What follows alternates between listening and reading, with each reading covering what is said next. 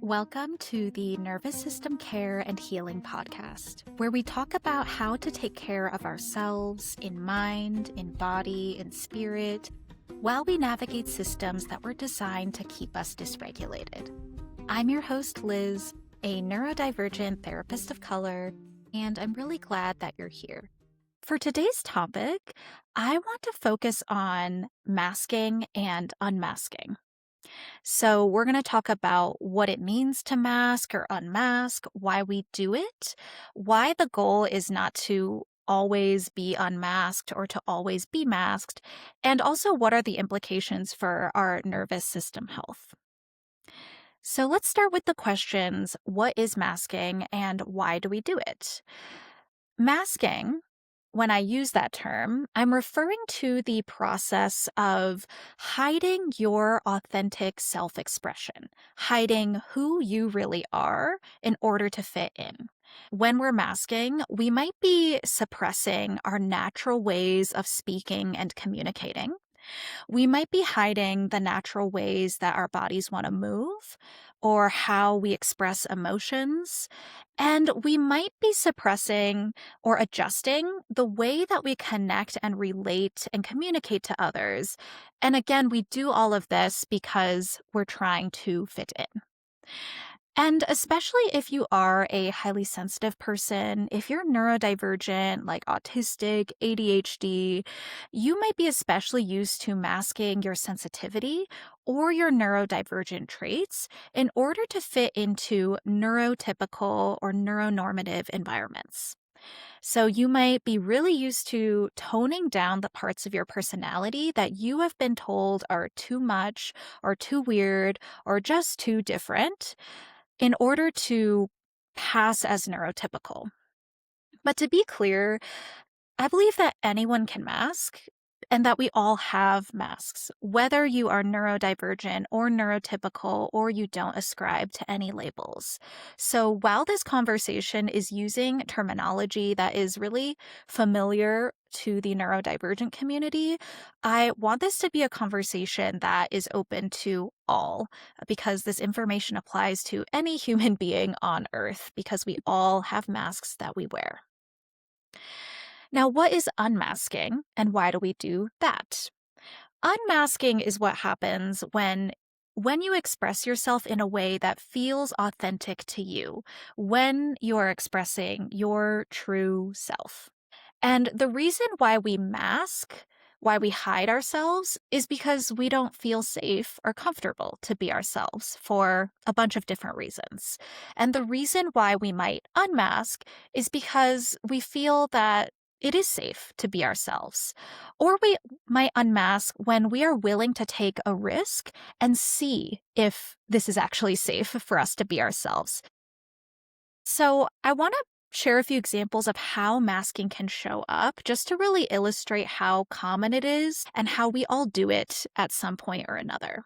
So masking can look like really downplaying or dismissing your own needs, saying, oh no, I don't need that, or telling yourself, no, I'd be crazy to ask for that, even though you actually really need it. So as an example, maybe you are an introvert, maybe you're autistic like me, and you need a lot of downtime and alone time to recharge. So if you're at a social event, there comes a point where you might want to leave, but you still feel pressured to stay. And so staying beyond your capacity to actually be there and be present is one way of masking, right? Just powering through, forcing yourself through the experience, even though your nervous system is screaming at you, like, let's go home. That is one way that we might mask. Masking can also look like saying things just to follow a social script, saying things because you know that it'll please others or keep the vibe comfortable, even though you would actually rather just be really blunt or honest or like say something kind of unfiltered. Masking can look like bracing all of the time. So living in this state of physical tension, almost like you're like holding your breath and not exhaling. And The reason why you might feel this way is because your brain is so busy being aware and alert of how other people are perceiving you that you are not so aware of your own nervous system or how you feel, right? All the attention is going outward, scanning the environment to see if you're really safe, and then really losing that connection with yourself. Masking can also look like biting your tongue, right? Keeping quiet and not saying what's really on your mind, not answering honestly, because you might be afraid of how other people will react to you being honest, or you know that what you have to say is an unpopular opinion and it might not land well. And masking also includes when we suppress the natural movements in our bodies, like when we force ourselves to sit still, to make eye contact, to not blink or like blink just enough, right? All of that. Is kind of tracking, how does my face look? Am I smiling enough? Am I making enough eye contact? Rather than just letting our bodies and faces just be as they are. Now that I've shared this short list, it is not a comprehensive list of all the ways of masking, but it covers some of the bases. I do want to name that it is not wrong to mask because it makes a lot of sense why we do this. Masking is a learned response. It doesn't just happen out of nowhere. No one comes out of the womb masking and hiding their true selves. Masking is actually an adaptive strategy and a skill that we learn out of necessity. Just like code switching is a skill, just like cultural assimilation is a strategy that people use, when they're living in between different cultures, when they speak multiple languages, right? Like, as a person who wears masks, you might live in between different worlds, like worlds where, oh, it's safe to show up as my authentic self here, but not there, right? And then you learn based on the feedback from each social environment where it is actually safe to be you and where a mask actually is more protective. On a neurological level, our brains are wired to seek belonging and connection and acceptance. Whether you're neurodivergent or not, what is true for all of us is that masking is a strategy to stay safe and to seek belonging and acceptance in a world that can feel unwelcoming or unsafe at times. Masking protects us from negative attention, from judgment, and from rejection. And in some cases, it protects us from violence, structural, systemic, and interpersonal violence. This is especially true if you hold other marginalized identities, like being a person of color, being queer, or trans. And of course, as helpful as masking can be, as necessary as it is, it does also take a huge toll on the nervous system. This isn't just something we can do all the time with like absolutely zero impact on our health, on our bodies, right? Masking is exhausting. It can feel like you're like holding something all the time, but you really want to put it down. Or it feels like you take this huge inhale, but you can never fully exhale. So it is very, very important that we find spaces to unmask as well. And I'm going to share some examples of what unmasking can look like, just so we can have some like concrete ideas. But I do want to be super clear here that the goal is not to unmask all of the time. Unmasking might not be realistic or safe all the time. So one very important example of this is that when neurodivergent Black and Brown folks have unmasked in public, like by stimming, right? Stimming is a way of moving our bodies in order to self-regulate. Sometimes those ways of unmasking can be read by other people in a way that attracts more negative attention. And in the most extreme cases, when BIPOC folks have unmasked in public, police responses have been extremely violent and even deadly. That's why the decision to unmask is always going to be in relation to like what other identities you hold, how you are perceived in public, how systems respond to you being you in public. I would say that the goal for everyone is to be able to discern when it is safe to unmask and when it is safer to mask. When you feel ready to unmask, you can do so. And when or if you don't feel ready or comfortable or safe, masking is always an option too. For some people, maybe home is your safe space to unmask, but work is a place where you show up more buttoned up, whereas for another person, an entirely different formula might apply, where maybe you feel like you can be unmasked in your relationship with your partner, but not with certain family members. Or maybe you feel like you can fully unmask around your pets because your cat or dog is not judging you, but you don't yet feel comfortable to unmask around other people because historically people have harmed you and human relationships have not felt safe. That is a possibility as well. So I want to acknowledge just that whole spectrum of experiences and realities that we're navigating and acknowledging all of those individual nuances. Again, the goal here is to have choice and autonomy in how you navigate your life based on your personal circumstances. There is no right way to mask or unmask. There's really just your way, your life, your nervous system, and your choices.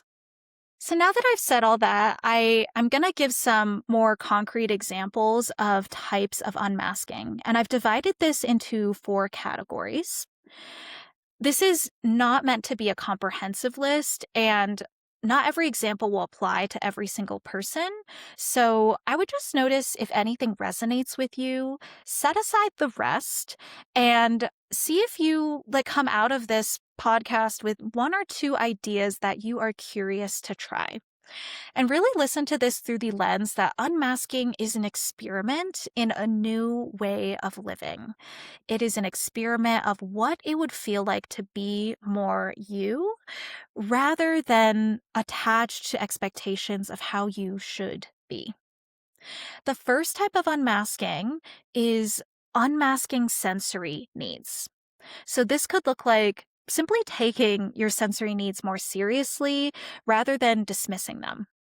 So, really accommodating yourself, learning to ask for certain accommodations in order to prevent your nervous system from becoming overstimulated or understimulated. For you, your sensory unmasking could mean avoiding exposure to the sensory triggers that disturb your nervous system, avoiding them as much as is possible or feasible in your life, avoiding certain lights, certain sounds, smells, textures, or tastes. And instead of expecting yourself to just power through the sensory overwhelm, right? Because maybe you've been powering through it your whole life and it hasn't been working, right? Just owning, this is my limitation. This is the boundary I need to set, and not feeling like you need to apologize for that. On a related note, as you sensorially unmask, you might start to clearly communicate your sensory needs and boundaries to others. You might say, actually, I prefer to eat at a restaurant without fluorescent lighting. Or you could say, I'm getting overwhelmed right now. Could we continue this conversation in a quieter environment? As you unmask, you might also embrace using your sensory accommodations in public and really prioritizing your comfort. So whether you need to use noise-canceling headphones or put on earplugs when it gets loud, wearing sunglasses, wearing face masks, or just wearing really comfortable clothing. And sensory unmasking can also mean allowing yourself to stim, right? Notice how your body naturally wants to move, and then follow those movements. What sounds does your mouth want to make if no one could hear you? What do your hands want to do if you didn't have to worry about looking socially acceptable? Where do your eyes want to look if you knew that you wouldn't be judged for not making eye contact? Right? If there were no social rules and no one was watching, what would your body want to do? And with sensory unmasking, maybe you start some of this in private, privately stimming, privately accommodating your sensory needs, and then work your way up to doing so more publicly as you feel called to do so. The next type of unmasking, I call this social unmasking. So, thinking about all the ways that we show up for social spaces and how we can do so in a way that's more authentic to ourselves, respectful of our own needs. One example is embracing and accepting your natural communication style rather than diluting your style and your voice to fit the social environment.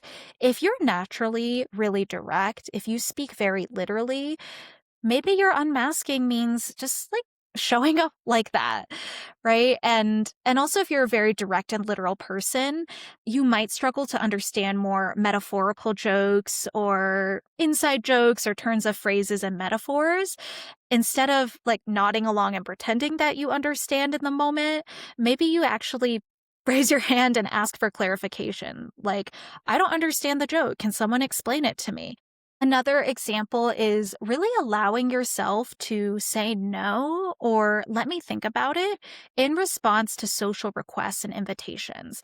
Instead of defaulting to the automatic yes that you're used to giving, that might be coming from more of a people pleasing place, right? You can give yourself time to think about an invite before you commit to it, or you can just say, no, I can't make it. You can also let yourself change your mind if something that you previously said yes to is no longer something that you have capacity for now that you really check in with yourself. You can absolutely communicate that change of mind and update whoever it is you need to update. And this actually ensures that when you do show up for something, you're showing up because you want to be there rather than because you feel pressured to be there.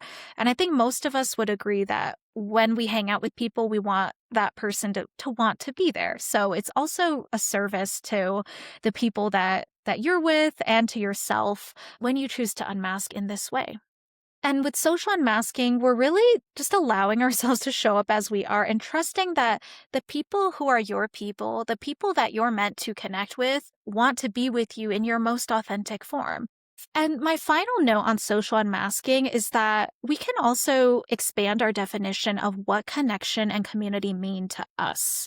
So if human connection isn't always accessible to you, I really want to validate that your relationship to animals, to plants, to the natural world, right? Like you can talk to the trees, you can go on a walk in the forest, and I want to validate that that is just as meaningful a connection, just as important a connection to cultivate as human to human relationships. As we unmask, we really get to discern which relationships in our life feel supportive, which relationships give us energy, and which ones feel draining. We get to decide where we want to put our energy. If we only have 10 energy packets per day, what are the relationships that I want to prioritize? The next type of unmasking is emotional unmasking. This is where we really allow ourselves to feel. And we actually expand the range of what we allow ourselves to feel, really leaning into that full spectrum, letting grief come up, letting anger come up. Every emotion, including the taboo emotions, to be expressed and to move through you. I also want to mention that there's no expectation here that you need to have a name for every emotion that you feel or that you need to know right away how you feel. Especially for people who are more complex processors who move at a slower processing speed, maybe you're more aware of the sensations in your body first before you can put a name, an emotional label on that. Or maybe you actually sense things through images and colors, and the emotion vocabulary like sad, mad, happy doesn't hold as much weight for you. So I also want to really encourage expression of your experience in the language that most resonates with you. The fourth and final type of unmasking here is unmasking your values, connecting with what matters to you. If you really value community, family, and friends, how can you design and align your life around that top value? Other values might include connection with nature or spirituality, health, creativity, making art, sharing your story, right? Whatever it is that gives you a reason to live and to wake up the next morning, unmasking that. And I want to give extra permission here to live in the way that you want to live, even if it strays from the conventional definitions of success. We've all heard of the typical milestones that we're expected to meet, like I am supposed to get married now. Now I'm supposed to buy a home. Now I'm supposed to raise a family. For some people, that is a beautiful path to follow that feels authentic to them. For some other people, that does not align with their personal goals. So if that is you, maybe you unmask by really allowing your life to go off script, to pursue what you want to do. And this also involves challenging capitalistic standards of productivity. Instead of judging our own worth or success by how much did I accomplish today, maybe we start asking different questions like, how deeply did I rest today? How do I feel about my health? How do I feel about the legacy that I'm leaving on Earth? How will I be remembered in the future as an ancestor? This all brings us back to our core values, who we want to be in this world during our short and beautiful time on Earth, rather than who we're expected to be. I'll end with a few notes here about the implications of unmasking on the brain and nervous system. So when we unmask, there are a few different possibilities of what might happen. Number one possibility is that we are received positively, people respond well, and that feels good. That would create a neural pathway in our brain that tells us, okay, being ourself is safe, it is okay to be you, and who you are is welcome and appreciated and accepted. That is the ideal scenario.